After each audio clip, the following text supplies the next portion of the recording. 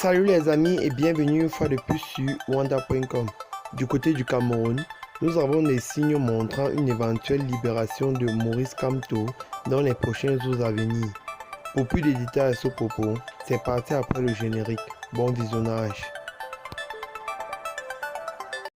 Eh bien les amis, mais avant de commencer, n'oubliez pas de cliquer sur le petit bouton rouge situé en bas de votre petit écran afin de vous abonner à la chaîne et d'activer la cloche de notification pour ne pas rater les prochaines vidéos. Bon visionnage.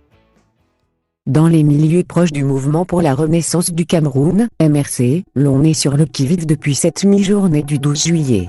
On n'attend plus que la libération des prisonniers que l'on dit de façon triviale, en cours de téléchargement. Et Olivier Biboun-Isaac, porte-parole de Maurice Kamto, viendra amplifier l'information. Du moins ce qui en tient lieu dans les cercles du parti de celui qui est arrivé deuxième à la dernière élection présidentielle au Cameroun. Nous confirmons que 2 équipes en provenance du tribunal militaire de Yaoundé sont en cours de travail en ce moment même à la prison principale de Yaoundé-Kondangui et à celle centrale. Il est 15 h. Conduite par le juge d'instruction près le tribunal militaire et le commissaire du gouvernement, ces équipes procèdent à la notification des ordonnances de règlement aux prisonniers politiques du régime illégitime de Yaoundé, poursuit-il. Avant de conclure en ce qu'il est annoncé des non-lieux et la libération imminente de prisonniers politiques dont le nombre exact reste définitivement à connaître.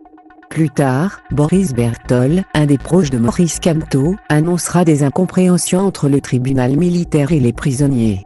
Ces magistrats mandatés par le gouvernement étaient venus signifier au président élu et les membres de la coalition gagnante détenus avec lui à la prison principale de Kondangui que le tribunal militaire est compétent pour les juger. Ils devaient dès lors signer le document pour reconnaître la compétence du tribunal militaire, écrit-il.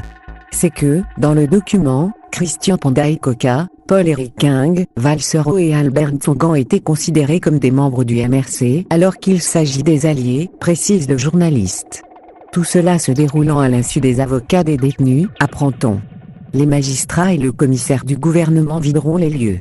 Plus tard, on apprendra des mêmes sources que le tribunal souhaite libérer 39 personnes se trouvant en indélicatesse pour la cause du MRC. La plupart d'entre eux bénéficiant déjà d'une liberté provisoire.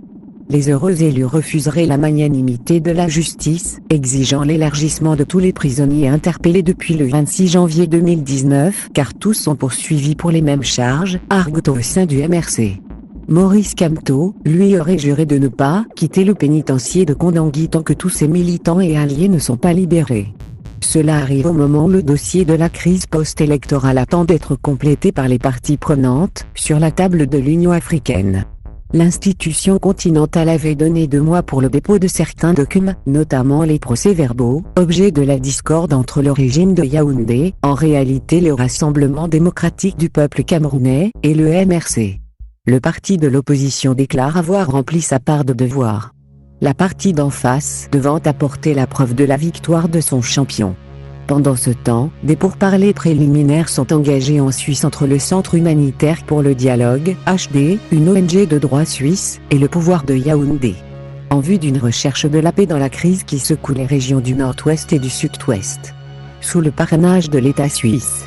Après avoir longtemps clamé qu'on ne négocie pas avec les terroristes, le régime de Paul Biya a fini par rejoindre Maurice Kamto dans sa position, celle d'un dialogue inclusif. Aussi, finalement, même la forme de l'État est désormais négociable. Le pouvoir campant uniquement sur la ligne rouge à ne pas franchir, la sécession. Selon des sources, Paul Biya souhaite décrisper totalement la scène sociopolitique avant d'engager les législatives et les municipales qu'il a déjà repoussées 2 fois.